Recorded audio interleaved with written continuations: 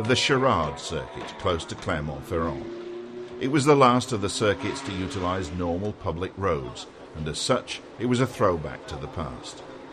Denny Hulme was back among the familiar faces on pit lane, wearing heavy gloves to protect his burned hands, which were still painful.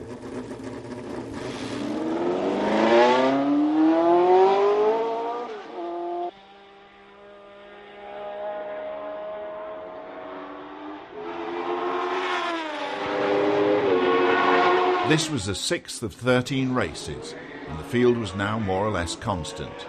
There were still newcomers, however, in this case a McLaren powered by an Alfa Romeo V8 engine driven by Andrea Diademic. The Italian qualified 15th and was no threat to the Cosworth Brigade. If there was a threat, it was coming from the V12 powered cars. BRM, Matra and Ferrari were all improving as the season progressed, and Matra had real possibilities of a win on its home ground.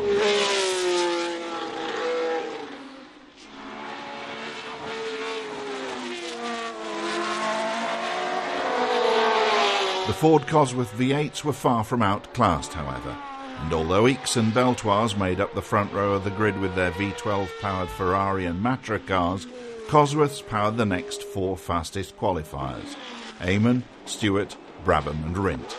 Pescarolo's Matra was 7th.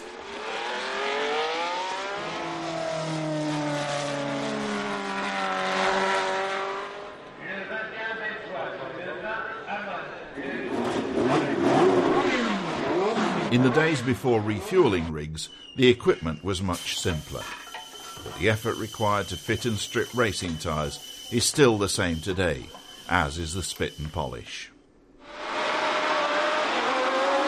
The start at Clermont-Ferrand, with a downhill run into a left-hand corner, was always spectacular, as was the typically French straight section that followed it. Here the V12s could show all their power.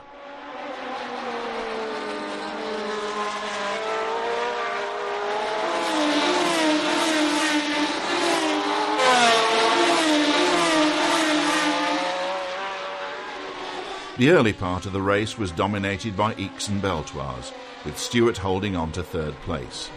But after 5 laps, the Scot was forced into the pits with a problem in the black box that controlled engine electronics that were advanced for 1970, but which would be simpler than those on a family car of today.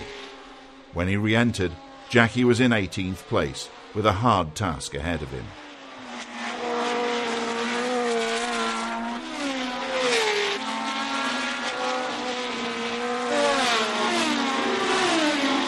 Ickx led until lap 14, when he dropped out with a damaged valve in the Ferrari's engine. Beltoise was now in prime position, a French driver in a French car leading the French Grand Prix.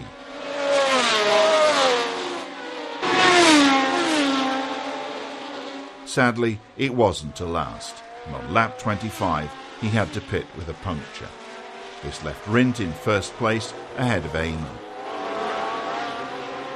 In the pits, Ken Tyrrell was watching Stewart's progress as Ronnie Peterson came in with a broken gearbox on his march.